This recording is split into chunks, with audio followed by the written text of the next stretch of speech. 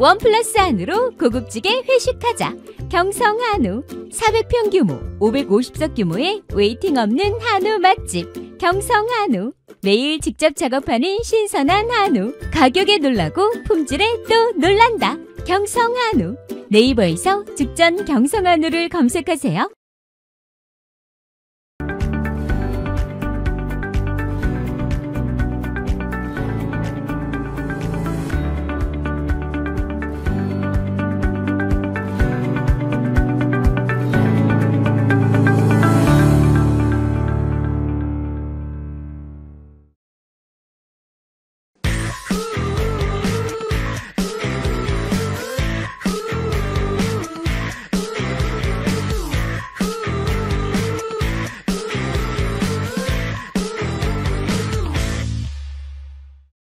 네, 안녕하세요. 미디어 백태클 이경입니다. 지난주가 8.15 광복 주간이었습니다. 그런데 우리는 8.15 8월 15일 0시에 KBS를 통해서 우린 기미가요를 들어야 했습니다. 일본 국가입니다. 그리고 태극기는 또 거꾸로 뒤집혀서 방영이 됐고요.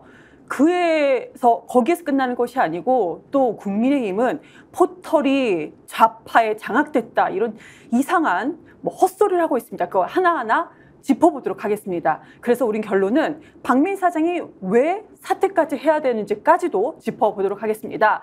오늘도 전문가 모셨습니다.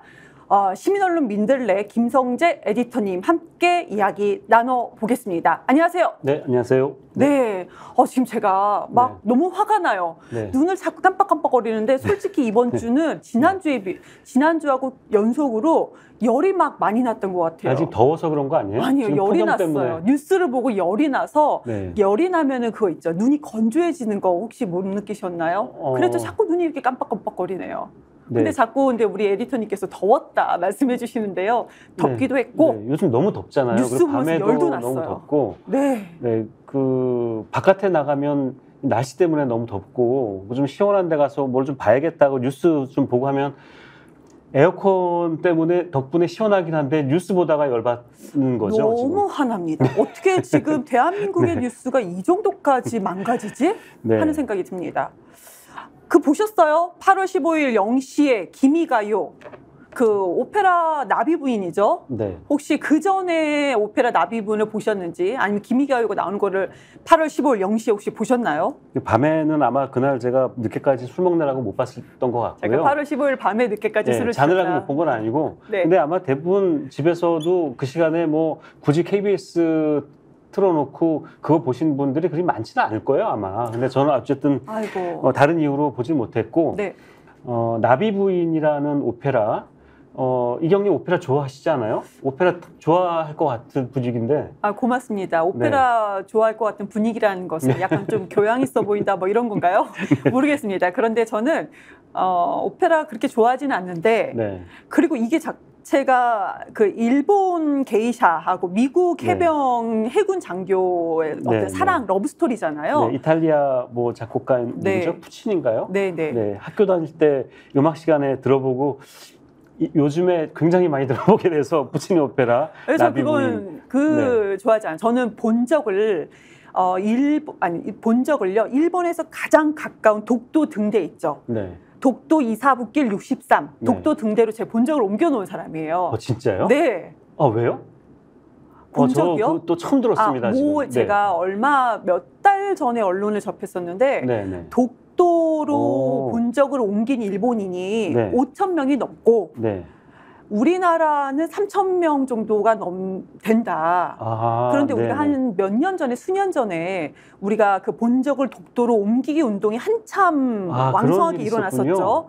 그럼에도 불구하고 대한민국 국민은 3,000명이 좀 넘고 일본 국민은 많다는 거죠, 5,000명이 넘는다. 그래서 지금 제가 최근에 8.15 주간을 우리가 지금 그 전부터 방송을 하기 전부터 독도로 본적을 옮겼습니다. 그래서 다른 방송에서는 독도로 본적을 옮기는 방법 10분이면 끝납니다 하면서 방송을 또 한 적이 있어요. 그럼 좀 처음 들었는데 굉장히 중요한 좋은 정보 또 알려주셨네요. 네, 네. 아주 쉽습니다. 네. 10분이면 끝납니다. 어디 가서 그 신고를 하면 돼요? 그거는 그럼 제가 그거는 다음 주에 다시 한번 간단하게 한번 해볼까요? 인터넷으로 하면 됩니다. 저희 할 게 없어요. 예, 그 얘기 하시니까 지난주에도 한번 그 얘기 하셨던 것 같은데 한국에 그 남아있는 그 토착 외국 잔존 잔존 일본인이라고 외인이라고 네, 한 70년 동안 하셨죠. 되면서 우리가 자연적으로 계산하게 된다면은 900만 명으로 우리가 예측할 수 있다라는 900만 말씀. 명이면 거의 1000만 명 가까운 건데 133만 명이 그 전에 잔존 일본인이 남아 있다라는 기록이 있고, 근데 이것도 좀 그 논란의 여지는 있습니다. 왜냐하면은 이게 정확한 자료가 어디에서 또 있느냐. 그래서 저는 여러 가지 기사와 논문을 찾아본 거고 또 전문가들의 어떤 그 의견을 좀 종합해서 133만 명이라는 것이 지금 현재는 133만 명의 잔존 일본인이 남아 있다라는 거를 저는 발견을 했어서 그러니까 그분들은 133만 명은 일제 시대 때 일본으로 일본이 패망하고 나서 광복 이후에 일본으로 돌아가지 않고 한국 땅에 남아 있었던 북한 말고 거죠? 한국 땅에 남아 있는 일본인만 133만 명으로 우리가 추정할 수 있다라고 합니다. 그 북한 땅에도 아마 남아 있었던 일본인들이 아마 있을 거고 그걸 다 합치면 한 200만 명 정도 되지 않을까? 저도 그러니까 200만 명 정도로 들었던 것 같은데 북한은 200만 명, 그러니까 북한이 그때 제가 기억으로는 그렇죠. 지금 80만 명 정도라고 했으니까 우리가 200만 명이 좀 넘지 않느냐 이렇게 할 수가 있습니다. 그때 당시에 300만 명이 넘게 있었는데 한 100만 명 정도로 가고 200만 명은 남아 있고 그러니까 한국에는 133만 명 정도로 우리가 추정할 수 있다라는 그럼 겁니다. 이제 또 시간이 흘렀으니까 그분들이 자손을 낳고 했으면은 그분의 가족들까지 포함해서 훨씬 더 많은 잔존 외인들이 잔존 일본인들이 지금 남아 있겠네요. 요즘에 그러니까 그런 생각이 들어요. 지금 그 말씀 하시니까 지난주에도 잔존 일본인 얘기를 하시니까 그래서 저도 조금 그 어떤 이야기 조금 찾아봤더니 지금 얘기하신 것처럼 그분들이 지금 생존해 있기도 하고 하다는 건데 이분들이 지금 남아서 이분들이 그러니까 일제 시대 때 남아서 온갖 그 혜택을 다 누리고 돈을 많이 벌고 또 중요한 자리에도 있었고 그랬다가 광복이 해방이 됐는데도 돌아가지 않고 남아있다가 한국이 이승만 대통령이 또 정부를 48년에 수립을 하면서 친일 청산이 안 됐던 거죠. 그러면서 그분들이 가지고 있던 재산을 그대로 유지하고 하면서 또 학계라든지 이런 데 계속 남아있었고 그러니까 인적 청산도 안 되고 재산 정리도 안 되고 하면서 이분들이 계속 그 우리나라에 남아서 어떤 기득권으로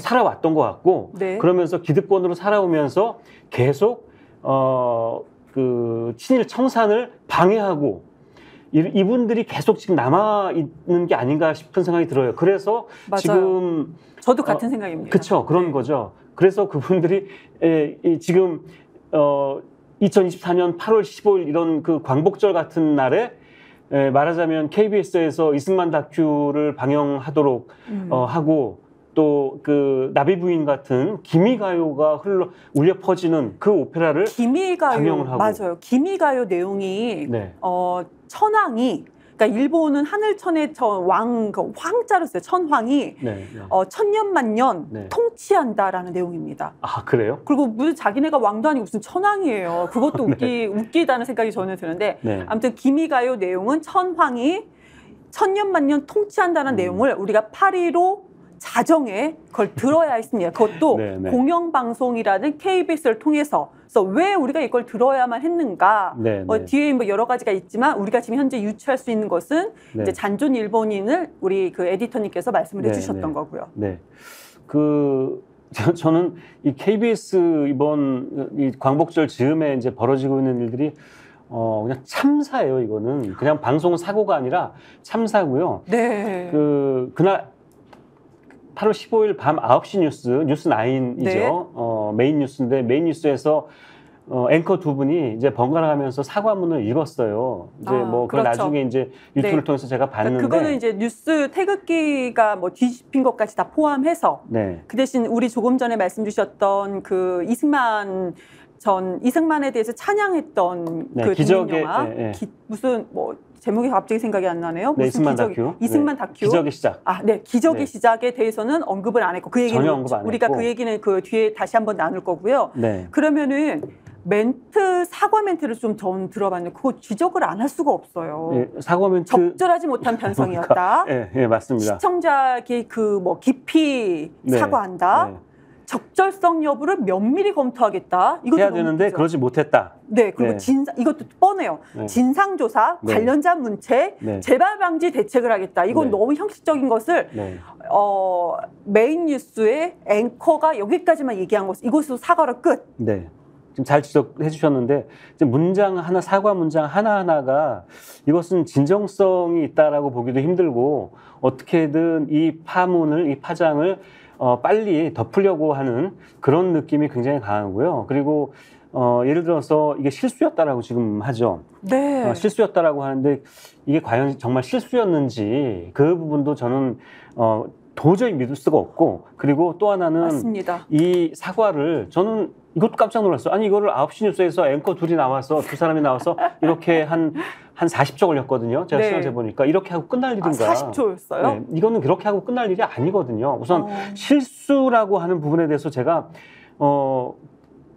그 멘트를 들으면서 확 기분이 나빠졌어. 이거 우롱하는 거다. 이거는 사과가 아니라 우롱이다라는. 그러니까요. 작정하고 8월 15일 0시에 그걸 김희결을 틀면서 KBS가 실수라고 합니다. 네. 무슨 작은 유튜브 방송도 그런 실수를 안 할 것 같아요. 제가 그래서 KBS에 근무했던 분, 네. 방송 이제 작가로 근무하셨던, 오랫동안 근무하셨던 분한테 한번 물어봤어요. 이렇게 편성을 할 때 우리가 기자들이 취재하고 보도하는 거는 뭐 저도 예전에 기자를 하면서 같이 생활했으니까 알지만 편성한 것까지는 제가 잘 모르거든요. 그러니까 신문에 일면을 어떤 기사를 올리고 이면에 이게 이제 말하자면 방송에서는 신문에서는 편집인 거고, 네. 방송에서는 편성이라고 하겠죠. 그렇죠. 이제 그 과정이 어떻게 되는지 네. 제가 한번 물어봤어요. 그랬더니 이런 경우에 편성을 광복절 편성을 할 경우에 예를 들어서 이런 것도 있다고 하더라고요. 8월 달에 편성에 넣지 말아야 될 그런 내용의 프로, 이런 것들 리스트가 쭉 있대요. 그래서 일본인, 뭐 기모노를 입은 일본인들이 출연한다든지, 일본에 관해서 뭔가 미화를 한다든지, 이런 내용들이 담겨 있는 프로는 아예 8월 달에 8월 15일 즈음에는 편성에서 다 제외를 하도록 되어 있는 그런 가이드라인이 있다는 거예요. 너무 놀라운데요? 놀랍죠? 그러니까 8월 달에는 절대로 편성해서는 안 된다라는 프로그램의 리스트가 이미 있다. 그렇죠. 이거잖아요.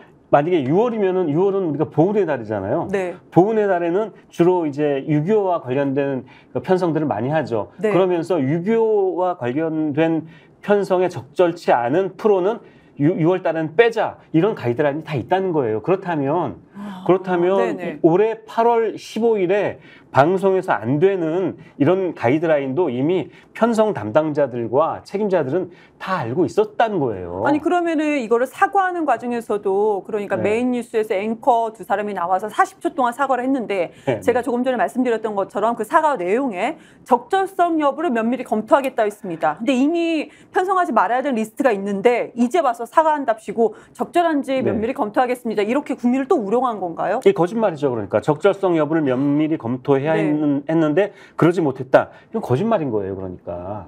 그리고 그 사안을 무겁게 받아들여 철저한 진상조사로 관련자들을 문책하겠다라고 했는데, 이 표현도 이 표현이야말로 적절치 못한 표현이에요. 관련자를 문책하겠다고 하면 안 돼요. 거기서 확 그러니까 관련자 문책? 여기서 저도 확 화가 났었어요. 네, 이 뭐라고 해야 됩니까? 관련자가 아니라. 아니 그러니까 저도 이거를 들으면서 책임자를 문책을 해야죠. 책임자를. 네.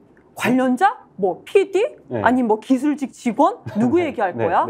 아니 뭐 무슨 담당 PD? 관련자 누구? 그러니까 일기예보에서 뉴스 일기예보에서 태극기가 뒤집혔다는 거 아니에요? 그러면 그 화면을 만든 뭐 일러스트를 하시는 편집 디자이너라든지 이런 부분도 관련자겠죠. 그럼 이런 분을 문책을 하고 말겠다는 건지, 이 단어 자체가 책임자라고 해야 될 거를 관련자라고 했다는 것도, 이 사과문을 쓸 때 이분들이 그냥 대충 이 사과해야 되겠다라고 쭉쭉 썼겠어요? 하나하나 단어 하나하나 신경을 써서 단어 선택을 해서 이 사과문을 썼을 텐데, 여기다 관련자라고 넣은 거는, 이거는 흔히 왜 과거에도 뭐 KBS 말고 다른 방송에서도 YTN이나 SBS에서도 과거에 일베들이 일베를 상징하는 그런 뭐 문양이 들어가거나 과거에 노무현 대통령을 모욕 주는 그런 일베 그림이 들어가거나 했던 적 있잖아요. 그때도 그럼요.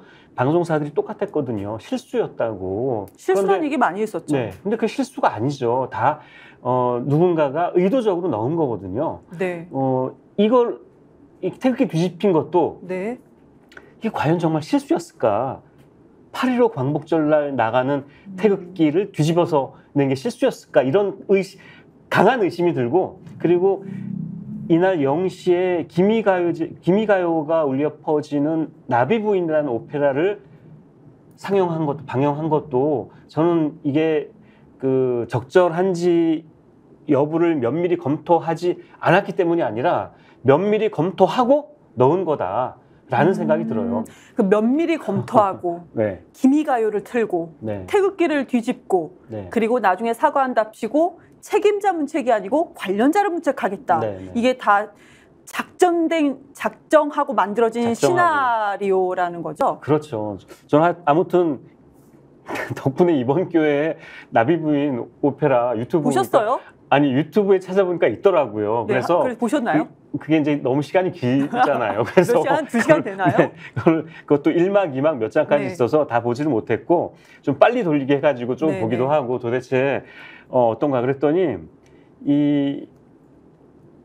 맨 앞장부터 1막부터 이제 기모노 입은 여성이 그 내용은 대충 아시잖아요. 대충 해군 대충 미군 장교하고 게이샤가 일본 기녀를 말하는 거죠. 그렇죠. 그 기모노를 입은 일본 기녀가 나오는데 거의 전 시간을 다 기모노 입은 여인들이 많이 나와요. 그리고 그 1막에 그 기미가요가 나온다고 하더라고요. 제가 기미가요까지는 다 듣지는 못했는데, 그러니까 하여튼 덕분에 그 나비부인, 뭐 마담 버터플라이 해가지고 그 오페라도 알게 되고 한 것 같습니다. 기가 막힌 거죠. 기본적으로 기모노 입은 것을 메인으로 한 걸 저는 보지 않고요. 그리고 뭐 글쎄요, 제가 남녀 간의 사랑 이 얘기를 굳이 보지 않아서 굳이 저는 이거를 다 찾아보진 않고 언론 통해서 이거를 좀 봤었는데 참 묶이지도 않는다라는 생각이 들었습니다. 근데 왜 하필 8.15냐 이런 생각이 들었고요. 아까 제가 말씀드린 그 8월 달에는 틀어서는 안 되는 그 가이드라인이 그쵸. 분명히 방송사 안에 편성팀에 있다는 거고, 또 하나는요. 보세요. 지금 8월 15일 전후에서 지금 극우 세력들에 대한 의한 온갖 지금 그 광복절을 우롱하고 우리 그 독립 운동하셨던 분 이분들을 조롱하는 그런 일들이 많이 벌어지고 있지 않습니까? 우선 사도광산 문제가 있었죠. 저희가 지난주에도 잠깐 다뤘었고요. 사도광산이 있었고 이게 총을 쏘 트리거를 이제 만든 게 뭐냐면 독립기념관장 아닙니까? 김영석 씨가 독립기념관장으로 그 임명이 되고 취임까지 했고, 근데 이제 또 본인은 무슨 자기는 또 뉴라이트가 아니다라고 뭐 이런 또 말도 안 되는 얘기를 하고 있고, 이런 일들이 지금 벌어지고 있는 와중에 그런 논란이 지금 일고 있다면은 KBS에서 굉장히 신중하게 아까 말씀드린 것처럼 더욱 더 면밀히 검토를 했어야 되는 거였어요. 면밀히 검토를 하고 이 프로는 하면 안 되겠다라고 했어야 되는데 오히려 면밀히 검토해서 이걸 틀어줬다는 거죠. 이런 그렇게 우리가 생각이 됩니다. 합리적인 의심을 하지 않을 수가 없는 거예요. 그래서 대놓고 의심할 수 있을 것 같아요. 그럼 대놓고 할 수밖에 없는 상황이에요. 그래서 저는 이거는 KBS의 정말 그 공영방송의 참사를 기록한 날이었다. 8.15가 흑역사를 하나 더 역사를 쓴 날이었다라는 생각이 들어요. 정말 참담한 날이죠. 전 개인적인 생각입니다. 윤석열 정부의 그러니까 기득권자들은 정말로 잔존 일본인의 후예인가?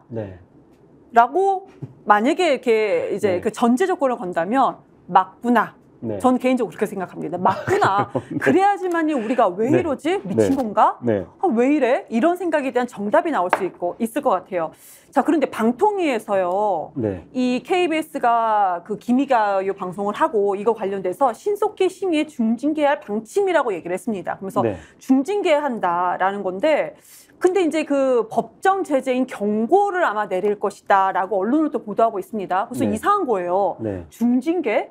그런데 경고래요. 네. 근데 지금 제가 한번 찾아보니까 이게 경고, 방심위 의결 종류가 보니까 아주 약하게 의견 제시를 하고 두 번째는 권고를 하고 세 번째가 주의를 하고 네 번째가 그때 경고입니다. 네. 그런데 의견 제시, 권고, 주의, 경고가 그냥 말로 끝나는 것 같은 느낌이 좀 들어요, 제 개인적으로. 그리고 이제 다섯 번째가 세 번째, 네 번째 주의하고 경고를 같이 한 거고요. 그리고 다섯 번째 프로그램 정정, 관계자 징계 이런 거고 여섯 번째가 경고를 같이 합친 거고 일곱 번째가 마지막인데 이것이 이제 과징금을 낸다라는 거예요. 네. 그럼 여기서 가장 가운데 징계인 네 번째 경고를 줬는데요. 이게 진짜 중징계예요? 저는 이해가 안 됩니다. 굉장히 많이 조사하셨네요. 열심히 찾으셨네요. 너무 화가 났어요. 네. 아니 기미가요를 우리가 8.15 때 들으면서 네. 방통위에서 고작 한다는 것이 중징계다. 그러면서 경고 이거잖아요. 네. 무슨 뭐 레드카드, 옐로우 카드 준 듯한 느낌이에요. 저는. 그래서 너무 네. 화가 납니다. 네, 이렇게 해서 우리가 또 이런 공부를 하게 되는 거예요. 방심위의 그 방송에 대한 그 제재가 어떤 게 네. 있는지 또 이제 한번 공부를 하게 되는 건데 이런 것까지 또 공부를 하게 되네요, 진짜. 그 방통위가 아니라 이제 방심위에서 네. 방송 심의를 하죠. 네. 심의를 해서 방심위원이 원래 9명인데 뭐 소위원회도 있습니다. 그건 뭐 굉장히 아주 그 디테일한 이야기고 방심위에서 심의를 하겠다는 건데 저는 아마 방심위가 이걸 뭐 유일인 방심위가 네. 심의를 하려고 생각하지는 않았을 거라고 저는 생각을 해요. 당초는. 그런데 이제 워낙 이제 파장이 커지니까 지금 보세요. KBS 시청자 게시판에 저도 들어가보고 깜짝 놀랐어요. 그래도 우리나라 이 깨어있는 시민들이 이 정도 네. 하시는구나. 시청자 게시판, 제가 조금 전에 이제 방통위가 아니고 방심이다라는 네, 거 다시 네. 한번 정정해서 말씀드리고요. 네. 시청자 게시판 들어가서 보셨죠? 네, 봤더니 아주 도배가 돼 있어요. 우리 정말 다들 막 박민 사장 사퇴하라. 네. 이게 무슨 그 KBS가 아니라 NHKBS냐? 일본 그것도 NHK. 너무 웃겼어요. 그러니까 보통은 수신료 거부다. 박민 네. 사장 사퇴를 요구하는 게 가장 대부분 많았었고 네. 그리고 이것도 있었어요. KBS 수신료 일본에서 받아라. 일본에서 받아라. 이런 것도 있었고요.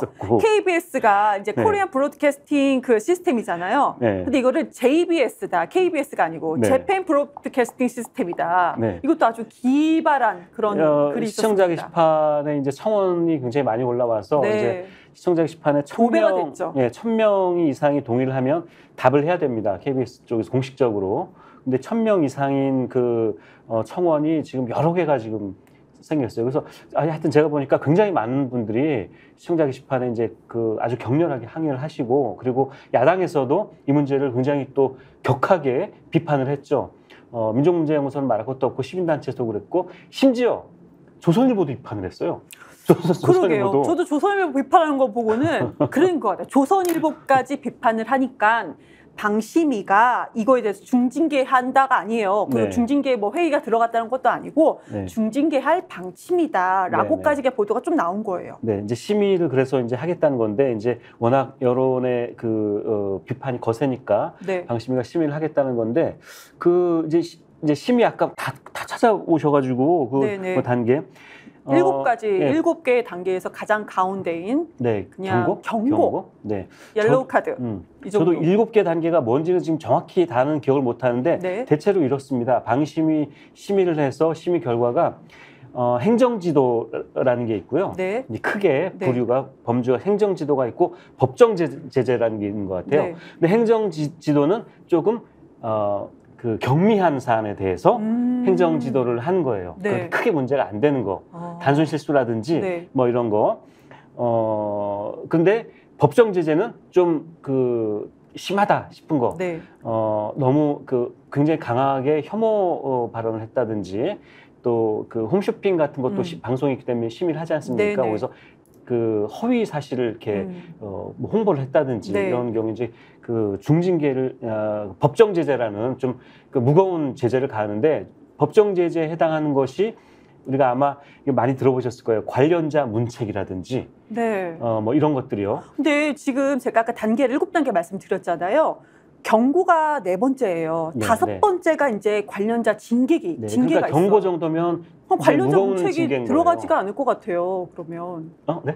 그러니까 지금 그 아까 7단계에서 4번째가 경고고 더 무거운 5번째 단계에 방심의 의결 종류예요. 5번째 단계에 관련자 징계가 여기에 속해 있어요. 네, 맞아요. 바로 그 전 단계인 지금 경고할 방침이다라는 경고에는 구체적으로 들어가 보니까 관련자 징계는 빠져 있더라고 사실상은. 네. 아무튼 그래서 경고라든지 관련자 징계 또는 뭐 시정 조치 뭐 이런 것까지는 있고 또 과징금 부과도 있습니다. 그거는 이제 맨 마지막 가장 큰 가장 무거운 그 징계에 해당되는 거죠. 거기는 여기에 아예 다 빠진 거예요. 그렇죠. 뭐 한 경고 정도를 지금 얘기하고 있는 것 같은데 이게 경고로 끝날 사안도 아니고 아까 말씀드린 것처럼 박민 사장이 그 임원회의에서 뭐 나중에 이제 말씀드린 것처럼 워낙 비판이 거세니까 임원회의에 나와서 사과를 했다라고 하는데 박민 사장이 박민 사장 왜 그 취임할 때 국민들 앞에 나와서 대국민 사과했지 않습니까? 그렇죠. 뭐 그런 식으로 이번에도 그런 정도의 사과를 하고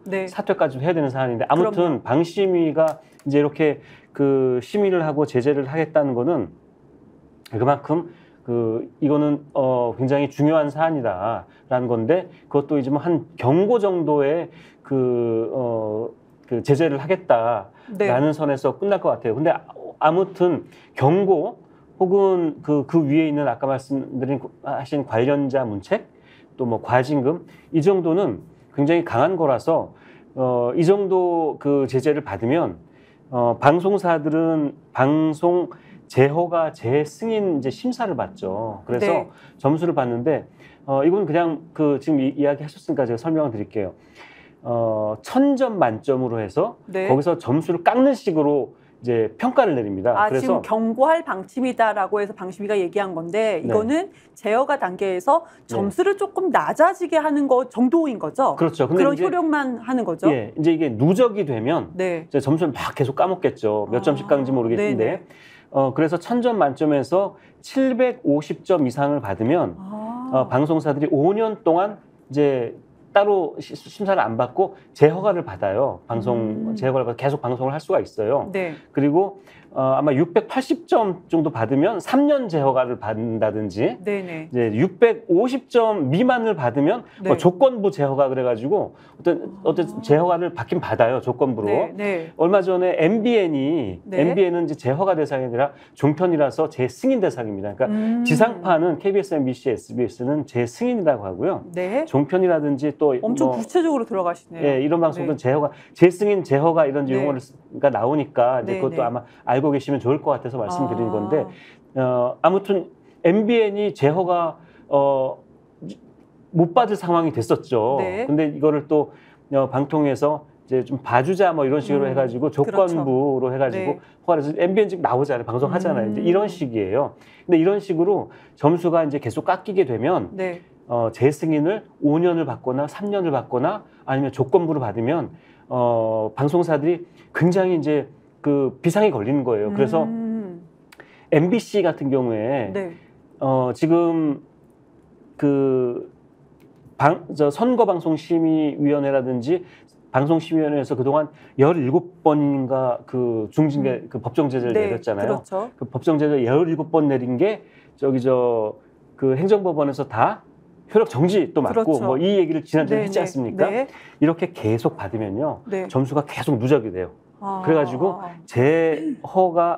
재허가 과정에서 이게 이제 마이너스가 돼가지고 어떤 일이 벌어지냐면은 이제 방통위에서 너네 심사할 건데 이 점수가 이렇게 많이 쌓였어. 자, 조건부로 니네 승인을 내줄 건데 그 조건이 뭐냐면 사장 교체, 임원 교체라든지 까불지 마.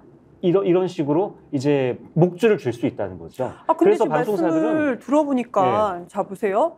그럼 방심위에서 경고를 했어요. 이것이 재허가 재승인 과정에서 점수가 마이너스가 되는 거다. 근데 마이너스가 될 경우에 이거를 다시 줄이를 트고 있는 것이 윤석열 정부의 방통위예요. 방통위에서 너희들 뭐 재승인하든지 임원 교체, 사장 교체에 대해서 우리가 관여할 거야라는 거잖아요. 그러면은 네. 아니 자기네들 예를 들어서 저는 말씀 중에 어떤 생각이 들었냐면 자기네들이 기미가요 틀어놓게 해놓고 네. 자기네들 이너서클처럼 그 방통위에서 네. 다시 무슨 뭐 사장 교체, 임원 교체를 한다라고 네. 하는 것은 끼리끼리 너무 다 짜고 하는 그렇죠. 것 같다는 생각이 들어요. 그러니까 지금 그 말씀하신 것처럼 방심위가 심의를 해서 제재를 하는데 네. 경고 정도를 한다는 거예요. 그러니까 진짜. 이거는 경고 정도가 아니라 네. 관련자 문책 그 이상의 과징금이라든지 이 정도 하고 사장이 교체되도록 하는 정도의 강한 제재를 내려야 되는데 거기까지 안 가겠다는 얘기입니다. 지금. 동의합니다. 네. 그러니까 이 정도면 네. 박민 사장 사퇴해. 바로 사퇴. 오늘부로 이번 주 내로 사퇴하고 네? 그리고 네. 이거 방송 삭제해버리고 그렇게 해야 된다라는 거잖아요. 네, 네. 그리고 과징금 팍 내리고 그런데 박민 사장이 나와서 그것도 국민들 앞에서 사과한 게 아니라 아까 조금 전에 말씀 주신 것처럼 무슨 회의에서 임원회의에서 네. 사과를 했다라는 거예요. 근데 거기에 임원회의에서 사과한 내용도 되게 웃겨요. 제가 아주 그냥 이걸 보면서 너무 화가 났던 부분이 뭐냐면 네. 제작진의 불찰로 네. 뜻깊은 광복절에 무리를 일으켜서 사과드린다라고 했어요. 근데 너무 웃겼던 것은 제작진, 책임자가 아니에요. 실무자, 제작진의 불찰로라고 이렇게 네. 얘기를 했습니다. 네. 너무 진짜 네. 이래도 됩니까? 그러니까 이런 식으로 그냥 넘어가겠다는 거예요. 네. 국민을 뭘로 보고 이런 식으로 하는지 모르겠어요. 네. 이건 어린아이들도요. 이거 내용 조금만 알면은 야 이거 왜 이래? 윤석열 정부 왜 이러나? 이런 생각이 들 것 같습니다. 네. 국민을 너무 무시하고 있는 것 같아요. 한 말씀 해주시죠. 사퇴해야 된다. 왜 결론입니까? 예, 제가 시민언론 민들레 그러지 않아도 칼럼을 썼는데 네. 그때 제 칼럼 쓸 때는 박민 사장 임원회의 사과도 아직 안 나왔을 때였어요. 그렇죠. 네, 확인했습니다. 네, 근데 쓰고 나니까 나왔더라고요. 그러니까 시민언론 민들레에서 네. 김성재 에디터님께서 직접 쓰셨다. 근데 박민 사장이 사과하기 전이다. 네. 저 그걸 봤습니다. 네, 그래서 사과하고 사퇴하는 게 이 문제를 해결하는 답이다. 어디서 지금 어디다 대고 무슨 관련자 문책이니 실무자 네. 문책하고 이거 실수였다 이런 얘기를 하느냐라는 이제 뭐 칼럼을 썼는데. 박민 사장 사퇴하셔야죠. 이거는 KBS 역사상 남을 오점이고 오역이고 광복절을 조롱하고요. 네, 맞습니다. 이런 사태를 그냥 넘어갈 수는 없는 일이에요, 지금. 우리 그 이승만 다큐 얘기도 안 할 수가 없습니다. 기적의 시작인데요. 이승만 독재를 너무나도 미화하고 네네. 그리고 이제 이 다큐 자체가 영화진흥위원회 그러니까 한마디로 독립영화로 인정할 수 없다. 객관성이 결여됐기 때문에 여러 이유가 있겠지만 그래도 객관성이 결여가 됐다. 그래서 독립영화를 인정할 수 없다라고 했는데 우리 광복절 날 그것도 KBS에서 이 이승만을 찬양하는 이 다큐멘터리 기적의 시작을 봤습니다. 보셨어요? 아니, 저는 안 봤어요. 근데 많은 분들께서 보셨대요. 그래서. 그리고 네. 뭐 언론에서는 이게 시청률이 언론이었는지 아니면 유튜브 방송인지 모르겠지만 그들 네. 지금 현 이승만 다큐를 찬양하는 사람들끼리 하는 얘기가 네. 시청률이 많이 나왔다? 네. 이 다큐멘터리가 시청률이 많이 나오기 쉽지가 않은데 많이 나왔어. 저 봐라. 많은 국민들이 보고 있지 않느냐. 이런 식으로 또 헛소리를 하고 있습니다. 저는 앞부분 좀 봤는데요. 보다가 네. 말았습니다. 근데 왜요? 그러니까 이거예요. 그러니까 이걸 다 보고 나면 제가 이런 얘기를 할 것 같더라고요. 이거 안 본 눈 삽니다. 안 본 눈 삽니다. 오랜만에 들으시죠? 안 본 눈 네. 삽니다. 너무 옛날 얘기를 얘기예요. 하고 싶더라고요. 이 기적의 시작이라는 다큐는 지금 얘기하신 것처럼 정말 함량 미달이라서 영진위에서 이거는 무슨 독립 다큐로 인정할 수조차 없다라고 이제 얘기를 했고 심지어 어떤 표현까지 했냐면 영화 평론을 하신 분이 이거는 네. 극우들이 만든 역사 포르노다 이런 이야기까지 했어요. 극우들이 만든 역사 포르노다. 와, 엄청난데요?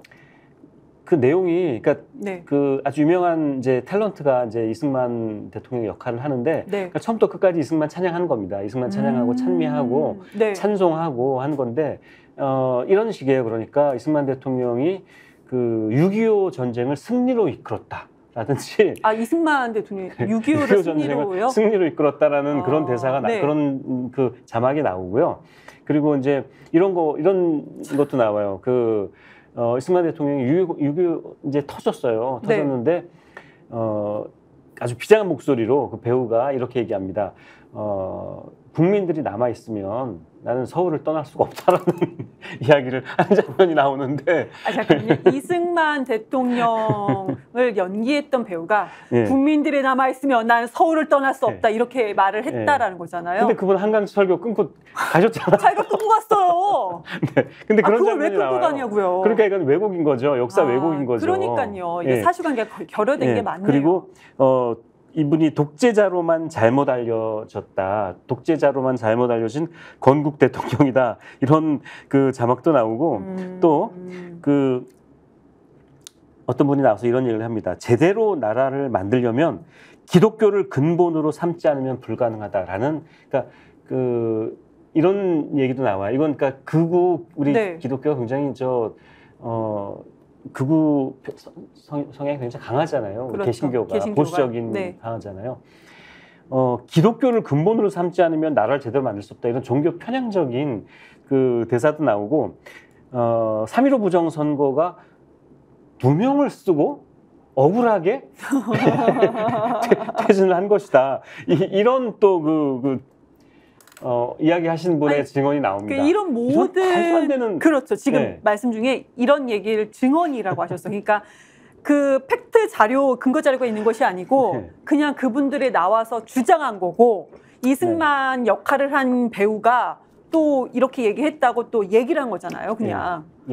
그 배우야 뭐 그냥 대사를 연기를 한 거니까 그 배우는 아주 유명한 배우거든요. 아니 배우를 우리가 폄하하는 것은 아니고 그 영화 내용이 그랬다라는 말씀을 드리는 겁니다. 그러니까 이런 식으로 그냥 영화가 계속 이승만 대통령에 대한 오로지 찬양과 찬미와 얘기하는데 그러니까 이거는 그냥 너무나 편향적인 그런 다큐멘터리인 거죠. 그러니까 이거를 광복절날 보라고 하는 건데, 근데 그 이승만 대통령의 뭐 친일 발언이라든지, 그러니까 예전에 뭐 그러니까 우리가 이제 그 김형석 독립기념관장의 발언 중에 발언이 뉴 라이트 성향이다라고 얘기하는 게 여러 가지 이유 중에 이런 게 있는 거 아닙니까? 식민 지배가 한국의 근대화에 기여를 했다. 이게 뉴 라이트들이 앵무새처럼 하는 이야기잖아요. 그렇죠. 이승만 대통령이 그런 그 칼럼도 옛날에 썼어요.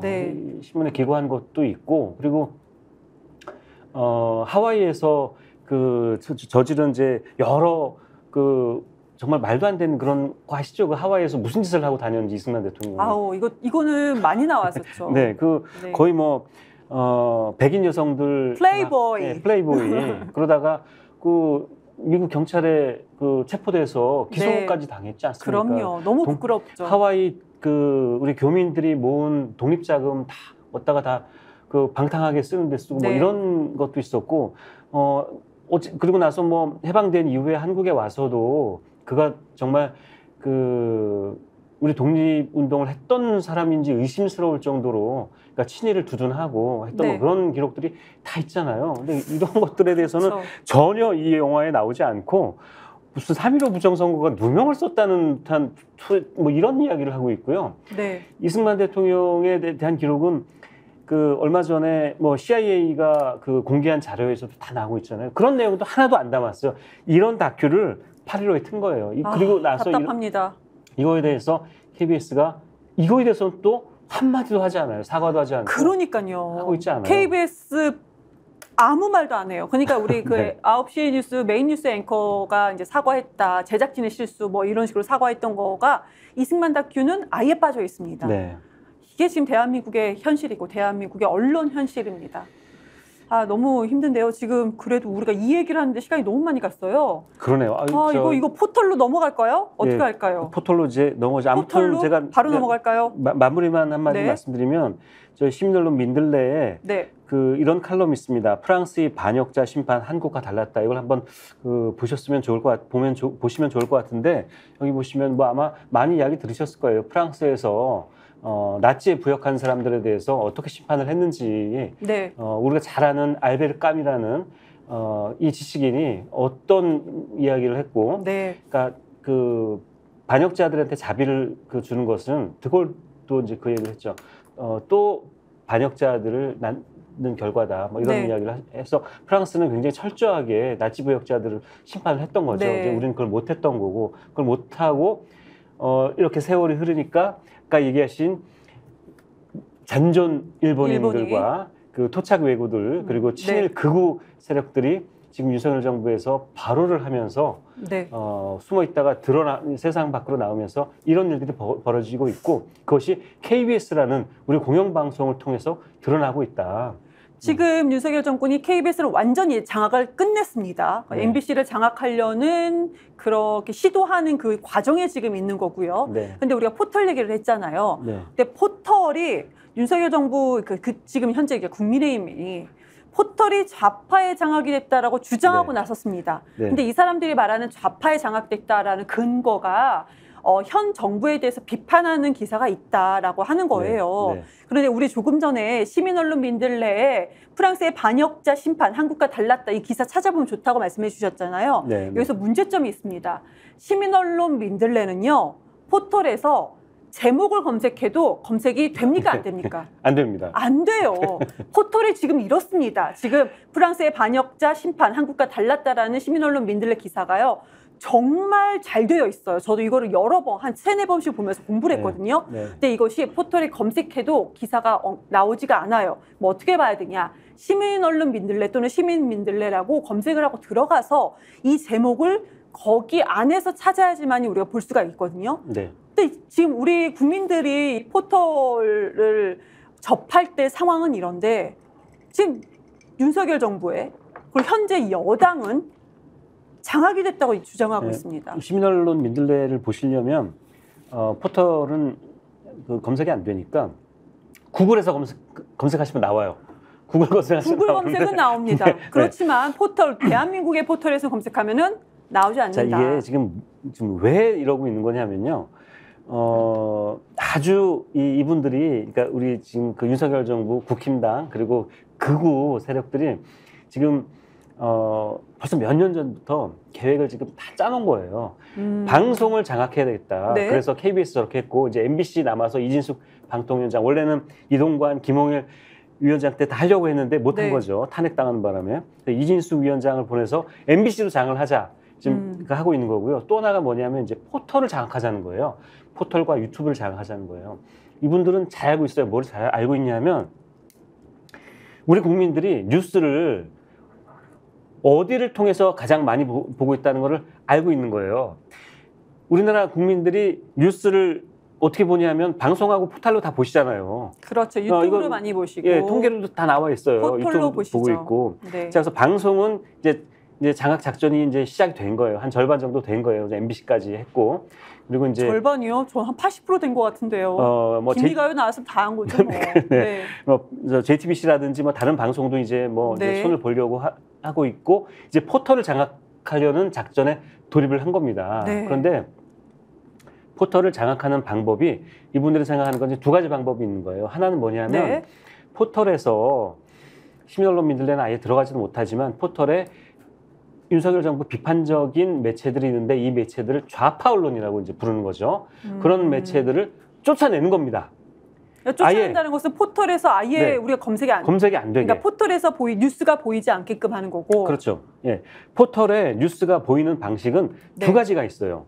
하나는 뭐냐면 이른바 검색 제휴 언론사들이 있고요. 또 하나는 컨텐츠 제휴 언론사가 있습니다. 이게 달라요. 그래서 이 검색 제휴 언론사는 뭐냐면 우리가 검색을 하면은 나오는 언론사들이에요. 어떠한 제목의 기사를 그 검색을 하면 그 관련된 기사가 이제 검색해서 나오고 콘텐츠 제휴 언론사는 뭐냐면 우리가 네이버에 들어가면은 네이버 스탠드 있죠. 뉴스 스탠드 있죠. 거기 쭉 들어간 한 100여 개의 언론사들. 그러니까 네이버에 들어갔을 때 뉴스를 클릭했을 때 쭉 나오는 언론사는 그렇죠. 뉴스 페이지를 콘텐츠 제휴 언론사. 지금 언론에서 말하는 CP사. CP사인 콘텐츠 파트너라고 해서 CP사인 맞습니다. 거죠. 근데 여기에 많은 언론사들이 또 여기에 또 못 들어가잖아요. 한 100개 정도가 지금 들어가 있는 걸로 알고 있는데 100개 정도가 정확히는 아니고 그리고 다음에도 CP사가 있고 검색 제휴사가 있어요. 다음 화면에 들어가면 뉴스들 쭉 나오죠. 거기 나오는 그러니까 우리가 굳이 검색해서 들어가지 않아도 나오는 언론사들은 CP사 즉 콘텐츠 제휴 언론사예요. 콘텐츠 C가 이제 그 네. 이니셜인 거죠. 네. 그런데 만약에 나비 부인을 쳤다, 네. 검색을 했다 그런데 뉴스타파의 나비 부인 관련된 기사 또는 네네네. 저 뉴스버스나 네. 이런 매체들, 미디어오늘 이런 매체들의 그 기사들이 이제 콘텐츠 제휴사니까 그건 나옵니다. 그런데 네. 콘텐츠 제휴사가 아닌 조금만 아까 말씀드린 네. 뉴스버스 같은데 네. 굿모닝 충청도 아마 그 CP사가 아닐 겁니다. 아닐 이런 작은 네. 매체들의 그 기사는 검색을 해야 나오거든요. 네. 이렇게 이제 그 콘텐츠 제휴 언론사 그리고 검색 제휴 언론사들이 있는데 여기서 네. 이 이른바 좌파 매체들을 빼버리겠다는 거예요. 그러면 제가 이제 그 일반 국민 입장에서 네. 야, 김희가요? 왜 이렇게 쉽고 뭐 어쨌다는 거야? 네. 포털에 김희가요를 검색을 합니다. 네. 그러면 1차적으로 거르는 게 네. 컨텐츠 제휴 언론사만 보여줍니다. 네. 김희가요 했을 때. 그러면 뭐 얼마나 심각하지 않네 국민들은. 그런데 왜 이렇게 시끄럽게 이렇게 네. 민주당을 떠들어? 이렇게 되는 거고. 네. 그리고 거기에서 조금 더 들어가서 제목을 검색을 한다. 그거는 조금 더 넓기는 한데 이것도 제휴가 된 데가 있고 안 된 데가 있다라는 거고 네, 여기에 그렇죠. 아까 말씀했던 우리 시민언론 민들레는 검색 제휴도 들어가지가 않는다. 안 나와요, 아예. 구글 아니면 안 나오지가 않아요. 그리고 아까 우리 그 네이버 말고 이제 다음도 말씀 주셨잖아요. 네. 네이버에 이제 CP사 컨텐츠 제휴 언론사가 100여 개가 있으면은 네. 다음은요. 이거는 29개밖에 없어요. 컨텐츠 제휴사가 다음은 몇 달 전에 이걸 더 줄여서요. 104개였는데 이거를 29개로 완전히 줄였습니다. 네. 네, 이거 말도 안 돼요. 보기 싫은 자기네들이 보기 싫은 언론사 그 어떤 언론사에서 뻔하죠. 아까 말씀드린 뉴스타파나 오마이뉴스나 미디어오늘이나 뭐 한겨레 경향까지도 이런 언론사들이 처음에 이제 그 포털에 이제 이렇게 검색 제휴나 콘텐츠 제휴사로 입점한다라고 하는데 그걸 결정하는 이제 그 단체가 있어요. 그게 제휴평가위원회라는 게 있습니다. 네, 제휴평가위원회를 이거를 바꿔서 네. 제휴평가위원회가 또 좌파가 지금 장악을 하고 있다. 그래서 이거를 바꿔서 그런 언론사들을 다 쫓아내고 포털에는 정부를 비판하지 않는 언론 매체들만 기사들만 뜨게 하겠다라는 게 지금 그 하나의 이 정부가 지금 하려고 하는 아니 지금 이 정부가 저는 너무 그게 포털 장악입니다. 너무 화가 나는 게 제휴평가위원회가 이제 지금 언론에서 많이 검색되는 재평인데 이 재평이가 그러니까 그 포털 제휴 언론사를 평가를 해서 거기다 이제 뭐 이렇게 리스트를 작성을 하는 거라는 말씀이잖아요. 근데 제가 아까 다음을 예를 들었잖아요. 29개 CP사가 있어요. 포털에서 이제 그 제휴되어 있는 언론사가 있는데 거기에서 그러면 약간 현 정부에 대해서 조금은 좀 비판적인 언론을 할 법한 언론사가 달랑 3개밖에 없습니다. 그렇죠. 네, 달랑. 그러니까 뭐 한겨레, 경향, MBC가 다예요. 여기 보면은 뭐 오마이뉴스라든지 예를 들자면 뭐 누콘뉴스 이 정도도 아예 여기에 들어가 있지 않습니다. 네. 그런데 재평위를 더 장악을 더 한다는 건가요, 지금? 네. 재평위는 어떻게 만들어져 있냐면요. 거기 네. 위원이 한 30명 정도 아마 들어있는 걸로 알고 있는데 이분들이 어디 추천을 받고 들어와 있는 분들이냐면은 이런 데예요. 기자협회, 소비자연맹, 네. 그리고 대한변협, 경실련, 네. 언론학회 이런 데가 무슨 좌파단체입니까? 이게 말도 안 되는 거예요. 그리고 아니 좌파로 장악이 됐다고 하잖아요. 네. 장악. 그리고 이분들이 재평위원들이 그래서 심사를 해서 지금 네이버나 다음에 아까 지금 말씀하신 네. 것처럼 들어와 있는 매체들이 보면 네.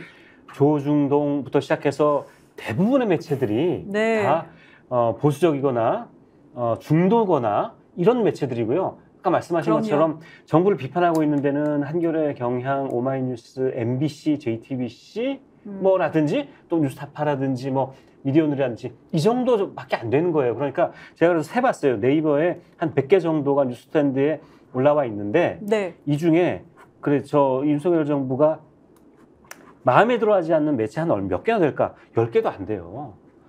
근데 이걸 장악이라고 하는 거죠. 그러니까 지금 말씀 주신 네이버에서는 100개가 넘는 언론사들 중에서 그나마 그러니까 약간 비판적인 기사를 조금 할 만한 언론사가 네. 10개도 안 된다. 네. 장악이라고 이게 말이 됩니까? 10개도 안 되는데 네. 10%인데 장악을 했다. 그래서 제가 개소리라는 칼럼을 쓴 거예요. 개소리 하지 말라고. 아니, 안 그래도 제가 너무 놀랐습니다. 헛소리 정도가 아니고 지금 이거 포털 좌파에 장악했다는 것은 너무 황당하니까 개소리다라고 네. 말씀을 막 쭉 썰어 풀어 주셨더라고요. 네, 이거 개소리는 비속어가 아니라 네.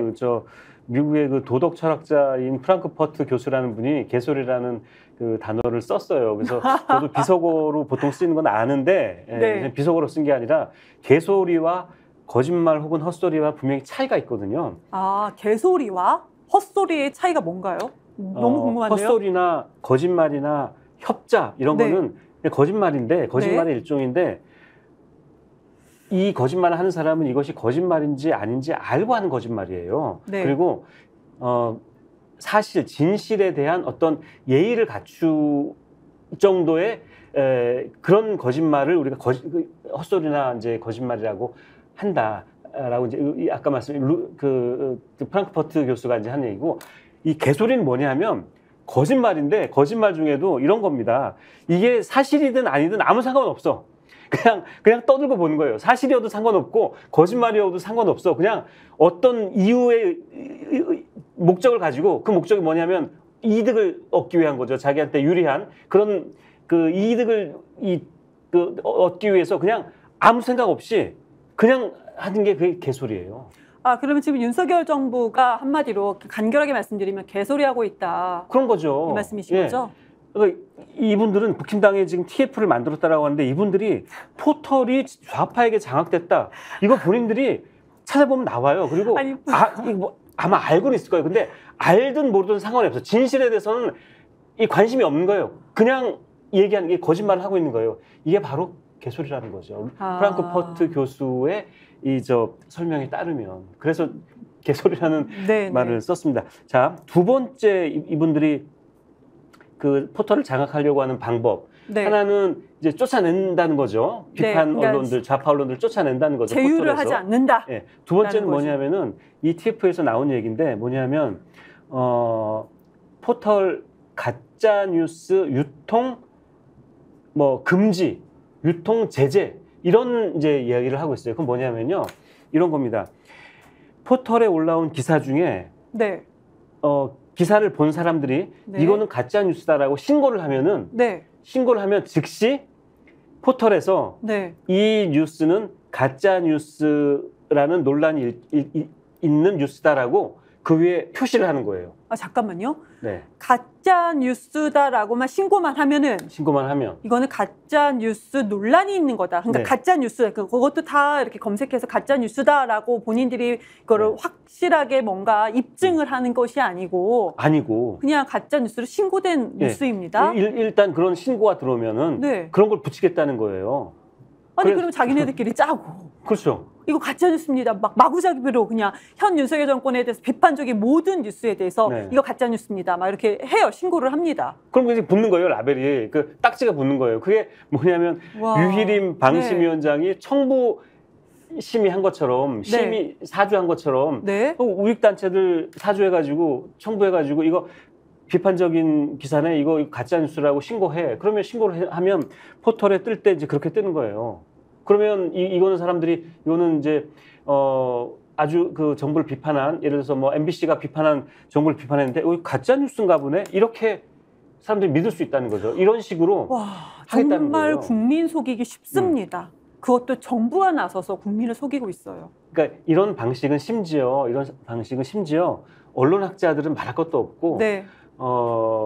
방통위에서도 예전에 이렇게 그 뉴스에 가짜 뉴스 딱지를 붙이는 방식은 맞지 않다, 적절하지 않다라고 했고, 국회에서도, 그러니까 국회 민주당 쪽이 아니에요. 국회 입법조사처도 있고 있잖아요. 이런 데서도 이거는 맞지 않다라고 한 그런 방식이에요. 근데 네. 이거를 왜 이게 맞지 않다라고 대체로 거의 모든 언론학자들이 입을 모으냐 하면 네. 가짜 뉴스가 뭔데? 그 기준이 지금 없잖아요. 그러니까 악용될 그렇죠. 수 있는 거잖아요. 이거는. 그러니까 명확하게 이러이러한 점들을 정확한 사실관계를 파악을 해서 이것이 가짜 뉴스다라고 한다면 인정을 하는데, 신고만 되면은 이것은 가짜뉴스 논란이 있는 기사입니다라고 그냥 한다는 거잖아요. 그렇죠.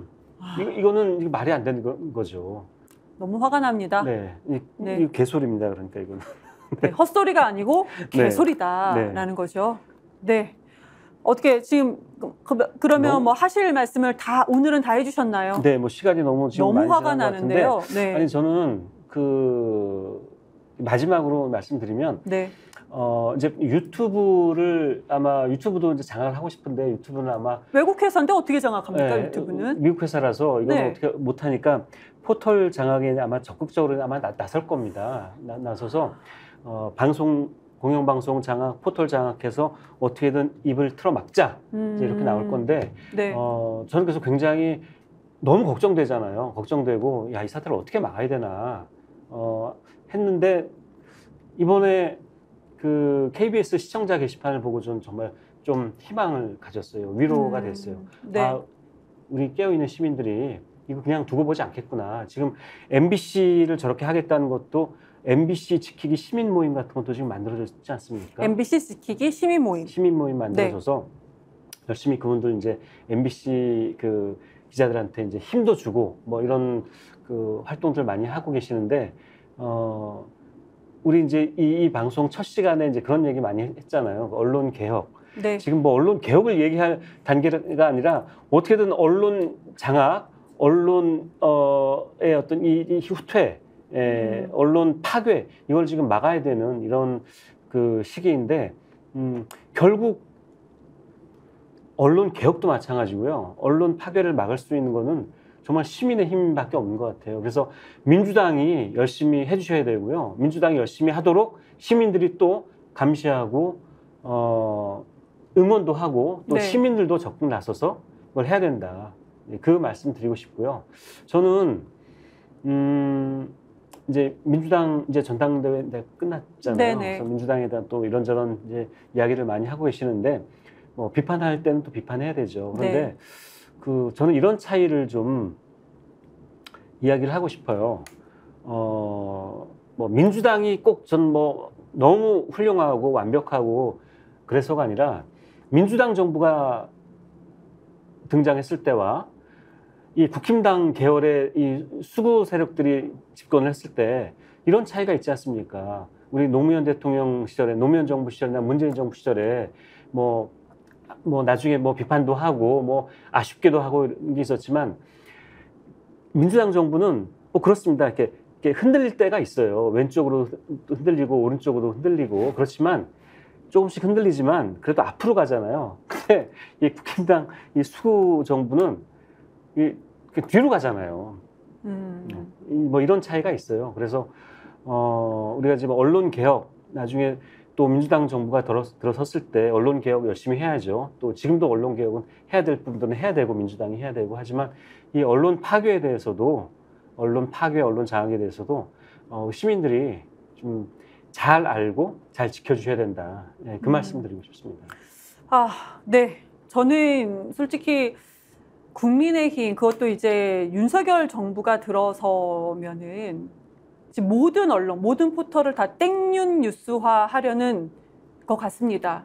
그건 바로 국민을 속이는 건데요. 국민은 절대로 속지 않는다라는 것을 우리 국민들이 하나하나 힘을 모아주고 계십니다, 지금.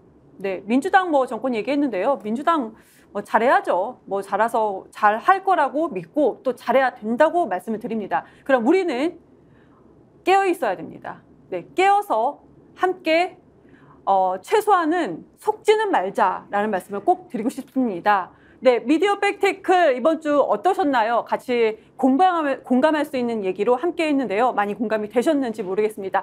다음 주에도 미디어 백테이클 다음 주 매주 월요일 9시 50분에 다시 한번 찾아뵙겠습니다. 네, 다음 주에 뵙겠습니다. 감사합니다. 아니, 왜 아직도 3년간 같은 통신사 인터넷 계속 쓰고 계세요? 인터넷 가입 시 48만원 유심 변경 시 추가 혜택이 주어집니다. 인터넷 비교를 통해 인터넷 가입하고 지인에게 홍보해주세요. 본인 추천을 통해 가입한다면 5만원이 추가로 지급됩니다. 지금 문고에 인터넷 비교원 검색 후 3초만에 감동 행복 비교해보세요. 인터넷 비교원 원 플러스 안으로 고급지게 회식하자. 경성 한우 400평 규모 550석 규모의 웨이팅 없는 한우 맛집 경성한우. 매일 직접 작업하는 신선한 한우. 가격에 놀라고 품질에 또 놀란다. 경성한우. 네이버에서 직전 경성한우를 검색하세요. 간편한데 맛까지 좋은 다이어트 추천해 드릴게요. 파우치에 우유만 부어 20초간 흔들어 드시면 됩니다. 서리태 단백질과 건조효모로 한 끼에 필요한 영양소들이 알차게 들어있습니다. 정말 맛있는 비타샵 블랙 스무디 다이어트. 보험에도 점검이 필요합니다. 요즘 경기가 어려워서 보험료 내는 것도 부담스럽죠. 보험료는 줄이고 보장은 넓게. 건강보험도 자동차보험도 나에게 맞춤 보장. 믿을 수 있는 보험 전문가들. 믿을 수 있다 더 착한 보험. 본 광고는 손해보험 광고 심의 기준을 준수하였으며 유효기간은 심의 결과 통보일로부터 1년입니다. 스픽스는 말하는 언론입니다. 대세는 유튜브, 그중에서 스픽스. 좋아요, 댓글, 구독, 알림 설정. 여러분이 저희를 사랑해 주시고 우리가 여러분을 사랑하는 4가지 방법입니다.